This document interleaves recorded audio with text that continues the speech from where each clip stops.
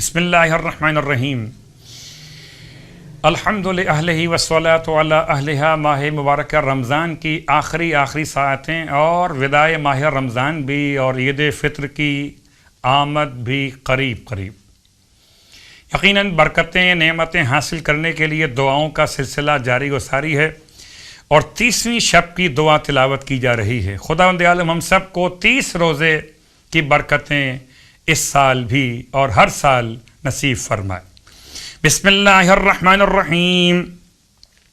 اللہم رب شہر رمضان ومنزل القرآن وہذا شہر رمضان قد تصرم آئے ربی انی اعوذ بکا وبوجہک الکریم ان یطلع الفجر من لیلتی ہذہ او یخرج شہر رمضان ولک عندی طبعۃ او ذنب ترید ان تعذبنی علیہ یوم القاک الا غفرتہ لی بکرمک وجودک یا ارحم الراحمین۔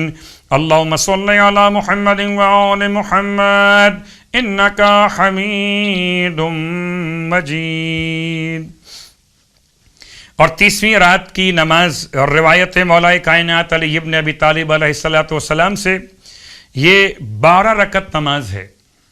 30ویں شب کی نماز 12 رکعت 2 رکعت کر کے پڑھی جائے گی۔ ہر رکعت میں الحمد کے بعد 20 مرتبہ سورہ توحید کی تلاوت اور سلام کے بعد 100 مرتبہ درود کی تلاوت۔ سورہ توحید مطلب سورہ اخلاص یعنی قل هو اللہ احد۔ 12 رکعت نماز، ہر رکعت میں الحمد کے بعد 20 مرتبہ سورہ قل هو اللہ احد اور سلام کے بعد 100 مرتبہ درود کی تلاوت۔ آپ فرماتے ہیں اس نماز کے پڑھنے والے پر خدا کی رحمتیں عام ہو جائیں گی انشاءاللہ۔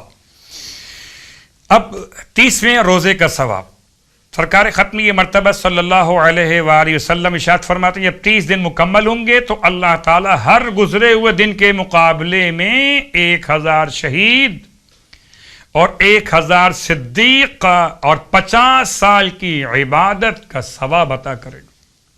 ہر روزے کے بدلے 2000 سال کے روزوں کا ثواب لکھے گا۔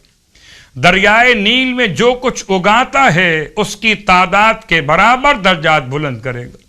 جہنم سے نجات لکھے گا، پل صراط سے گزرنے کا پروانہ عطا کرے گا، عذاب سے امن عطا کرے گا۔ جنت کا ریان نامی دروازہ جو کہ قیامت تک نہیں کھلے گا لیکن اسے پیغمبر کی امت کے روزے دار خواتین و حضرات کے لیے کھول دیا جائے گا۔ پھر جنت کا خازن فرشتہ ندا دے گا کہ جس کی اس ماہ رمضان میں مغفرت نہ ہو سکی تو پھر کس مہینے میں ہوگی؟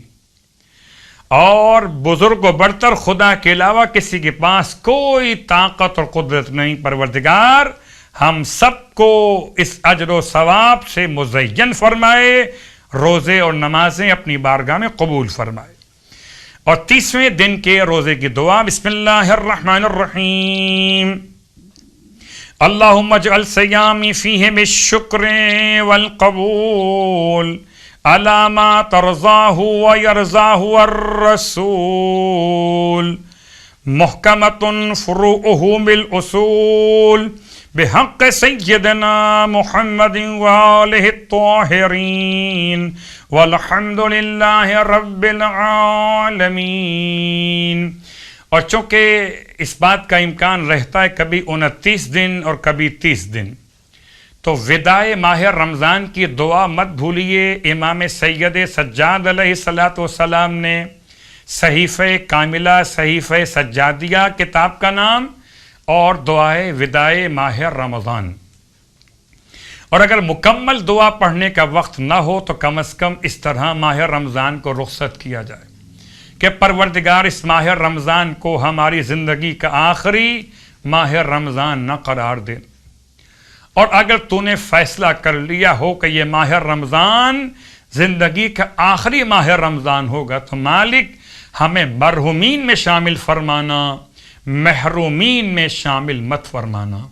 پروردگار تمام اہل ایمان کی ماہ رمضان کی ساری عبادات، روزے اور نمازیں، تلاوت قرآن، حقوق و لباس، تمام تر امور خیر کو قبول و مقبول فرمائے، اور ہم سب کو عید الفطر کی خوشیاں امام زمان کے ساتھ نصیب فرمائے۔ برحمتک یا ارحم الراحمین۔